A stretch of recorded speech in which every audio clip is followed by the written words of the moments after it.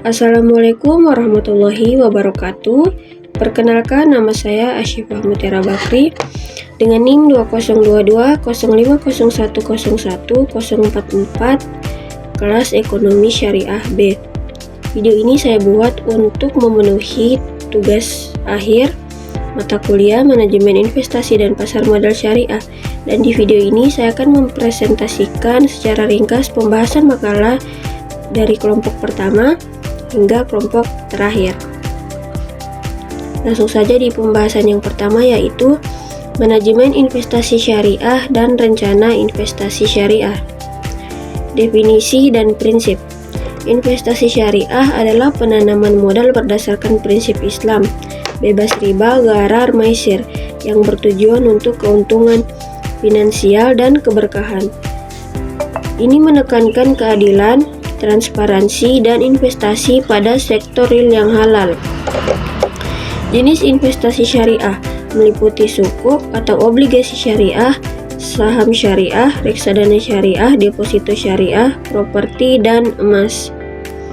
Semua instrumen ini dikelola sesuai syariah dan diawasi oleh Dewan Pengawas Syariah (DPS). Rencana investasi syariah melibatkan penentuan tujuan, identifikasi profil risiko, pemilihan instrumen yang sesuai, penentuan jangka waktu, penyusunan portofolio, serta pemantauan dan evaluasi berkala. Keunggulannya yaitu bebas riba, etis, transparan, fokus pada ekonomi real, dan stabil. Untuk tantangannya itu rendahnya literasi keuangan syariah, keterbatasan produk inovatif, dan perlunya regulasi yang lebih kuat.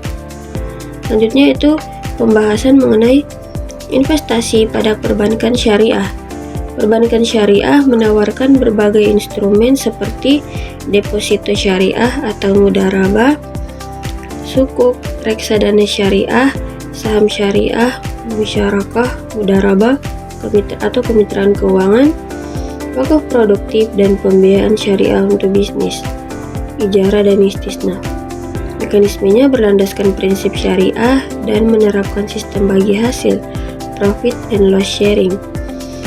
Akad yang digunakan meliputi mudharabah, musyarakah, murabahah, ijarah, dan istisna. Keuntungan diperoleh dari aktivitas ekonomi real yang halal. Perbandingan dengan konvensional.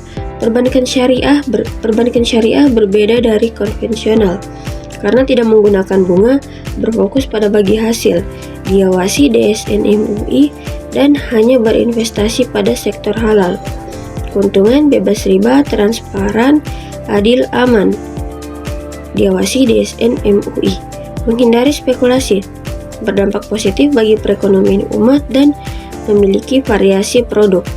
Risikonya keuntungan tidak tetap, berbasis bagi hasil, risiko kegagalan usaha, likuiditas terbatas pada beberapa bank, pilihan investasi masih terbatas, dan risiko perubahan regulasi atau fatwa syariah. Pembahasan selanjutnya yaitu investasi syariah pada pasar modal syariah. Definisi investasi: penundaan konsumsi saat ini untuk mendapatkan nilai lebih besar di masa depan dengan mempertimbangkan return dan risiko.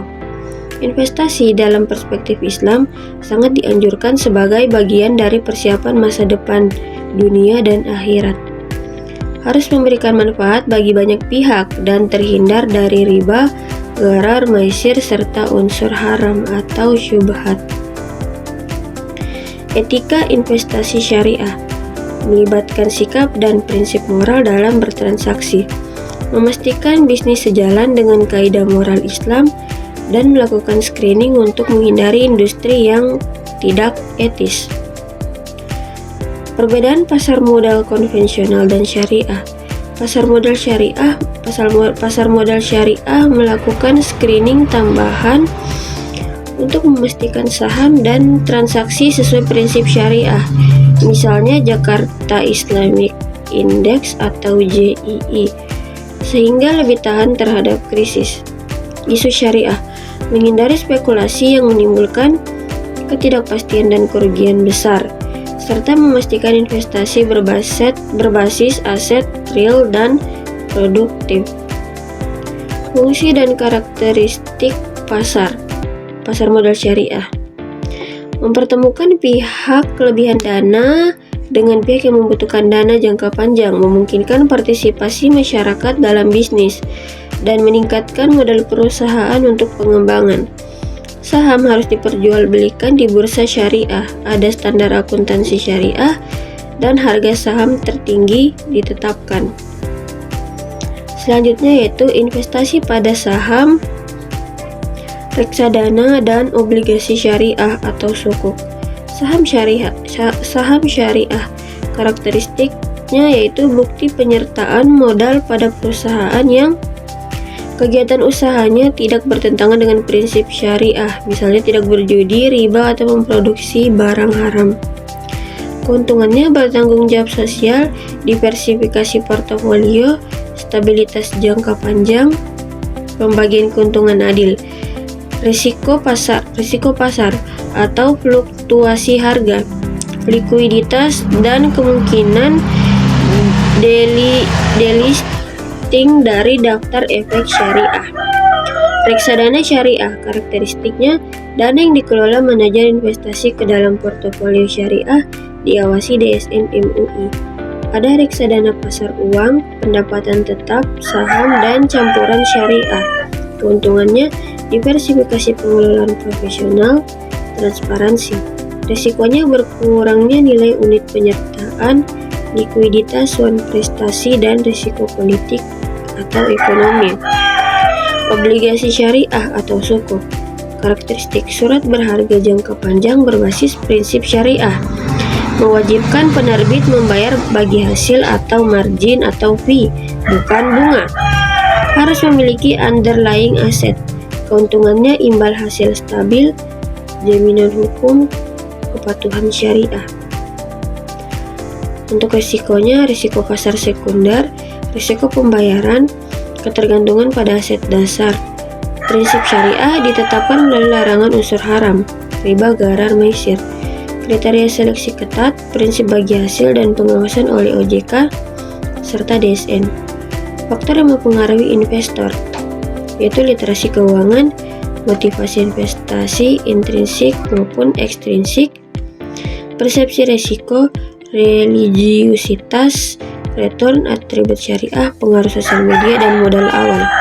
Selanjutnya itu investasi pada asuransi syariah. Definisi investasi asuransi syariah: penanaman dana oleh perusahaan asuransi syariah ke instrumen investasi yang lebih sesuai syariah, bertujuan memberikan return bagi peserta dan memperkuat keuangan perusahaan dengan menghindari riba, gharar, maisir, dan haram.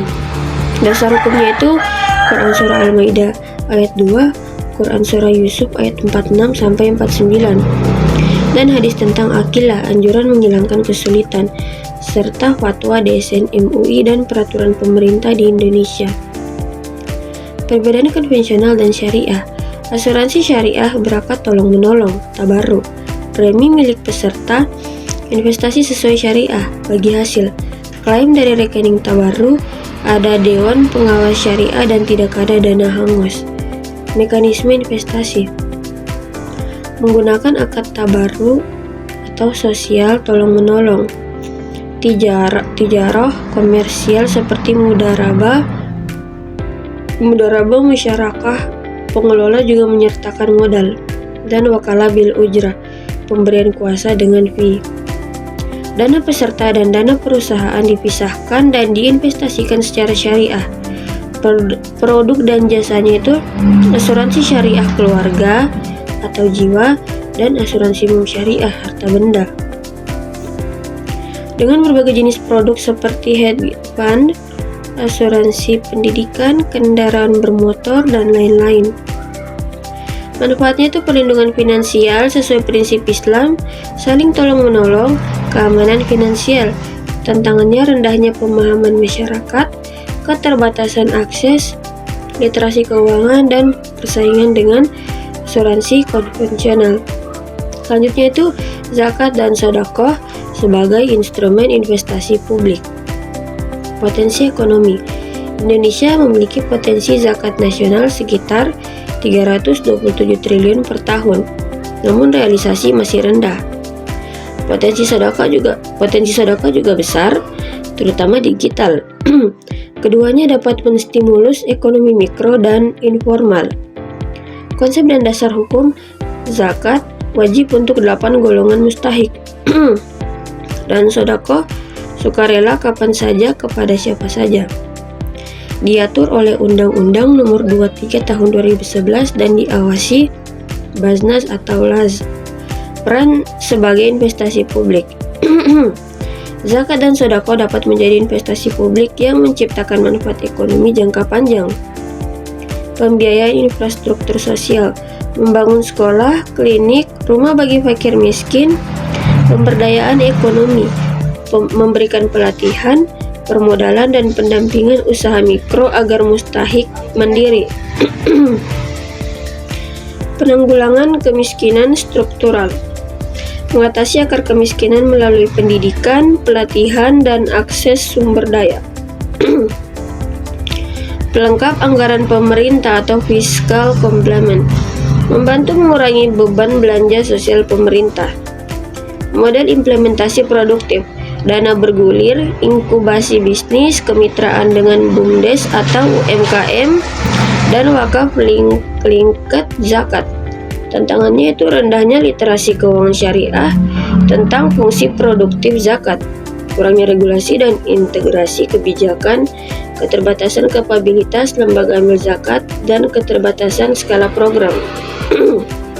Strategi penguatan, peningkatan edukasi dan literasi, digitalisasi dan transparansi, penguatan kapasitas LAZ atau Baznas, sinergi multipihak, dan inovasi produk sosial Islam. Selanjutnya itu infak dan wakaf sebagai instrumen investasi publik.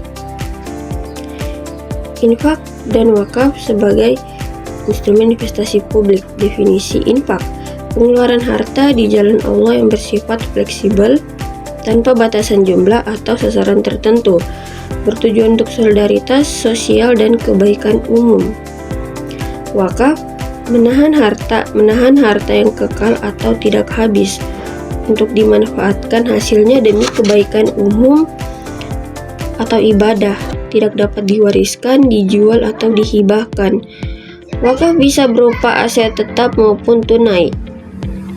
Landasan hukum, infak bersumber dari Al-Quran, Quran Surah Al-Baqarah ayat 267, dan hadis bersifat wajib, nafkah keluarga, kebutuhan mendesak, dan sunnah atau sedekah. Wakaf tidak dijelaskan secara eksplisit dalam Al-Quran, namun didasarkan pada ayat-ayat tentang menafkahkan harta di jalan Allah. Quran Surah Al-Imran ayat 92, Quran Surah Al-Baqarah ayat 261 dan 267, dan hadis tentang sedekah jariyah. Perkembangan konsep infak dari kedermawanan individu spontan di awal Islam, berkembang menjadi kelembagaan Baitul Mal, hingga profesionalisme modern dengan digitalisasi dan fokus pada pemberdayaan ekonomi. Wakaf dimulai sejak zaman Rasulullah SAW. Wakaf tanah berkembang pesat di masa Harun ar-Rasyid, mencakup berbagai aset hingga munculnya wakaf tunai yang difatwakan MUI pada 2002, memungkinkan investasi produktif.